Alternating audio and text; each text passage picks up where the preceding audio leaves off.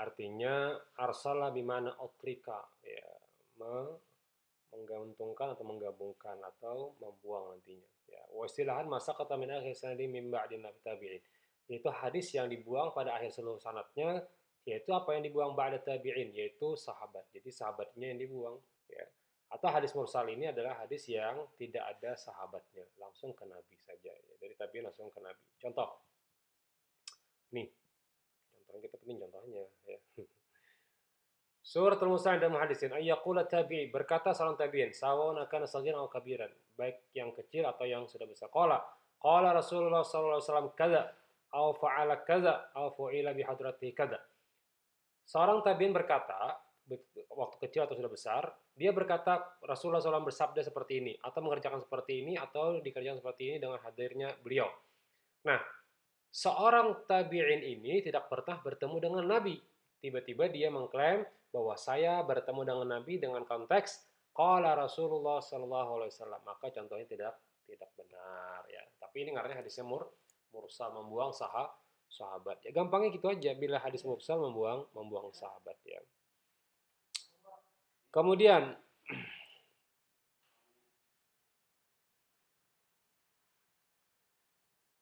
apa contohnya, Pak? Nah, ini contohnya, ya.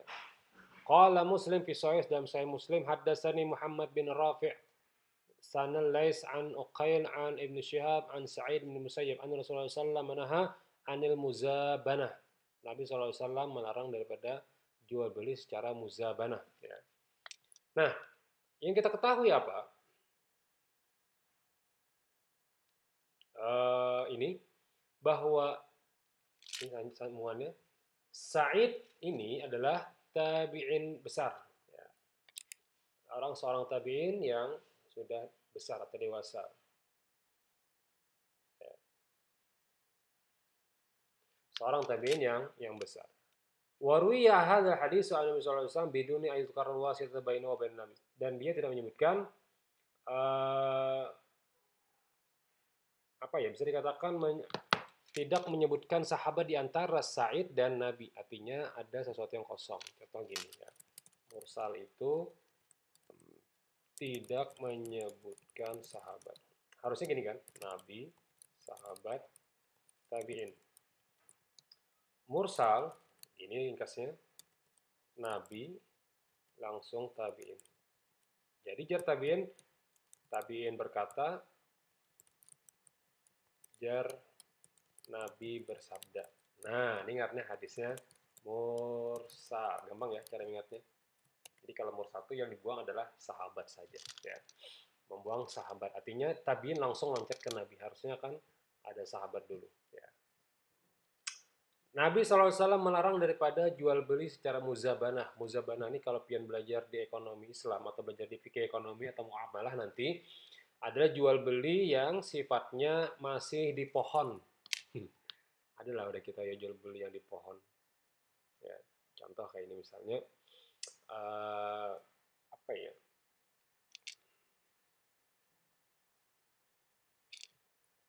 Jual beli yang dianggap ya seperti ini, ya. Konteksnya kan dilarang, ya, jual beli yang muzabanah konteksnya dilarang. Kenapa? Karena dianggap seperti apa ya, belum belum pasti, ya, belum pasti. Contoh, aku jual jar durian di pohon tuh, nah. Nang mana duriannya? Ya.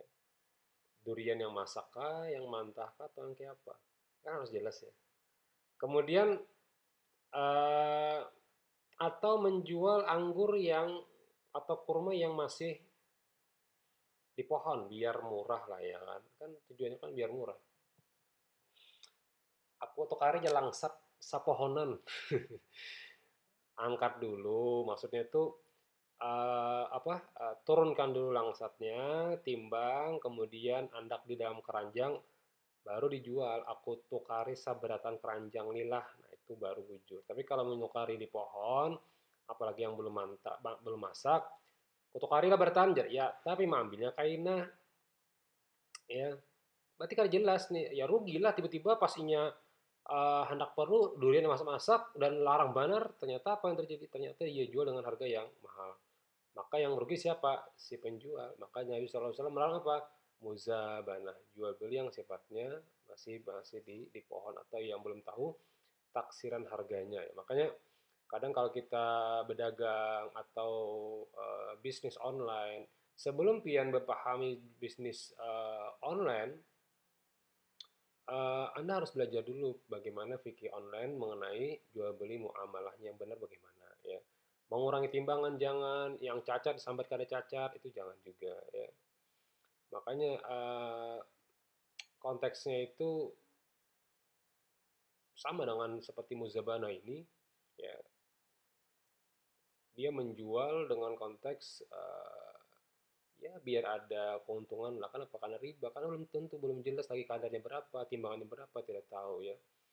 Tapi kalau ingin bagus, maka angkat dulu barangnya sampai ke depan kita, berapa karung langsatnya, hanya dijual. Jangan dijual di pohon, apalagi jual mentah. Tiba-tiba diambilnya pas masak, itu kan boleh jual. Ya. Apalagi orang ma, apa jerang ini menyandakan, ya kan rami menyandakan. Ya. Menyandakan tanah, tapi tanahnya diambil, janganlah. Menyandakan tanah kan yang disandakan kan cuma sertifikatnya aja. Sawahnya kan pemilik masih ingin berusaha. Dengan itu dia akan membayar hutangnya. Kalau diambil berataan, kayak apanya membayar hutangnya gitu maksudnya ya. Lain kalau benda bergerak, ya benda bergerak mungkin bisa kurang nanti nominalnya, maka disita barangnya. Dan penyita ada boleh memakainya. Misal dia menyandakan mobil, mobilnya tidak boleh dipakai. Ya, harus disimpan dengan baik. Supaya apa? Supaya kualitas atau harganya tidak berkurang ketika dijual jika dia tidak bisa membayar kadang membayar barangnya nanti. Baik,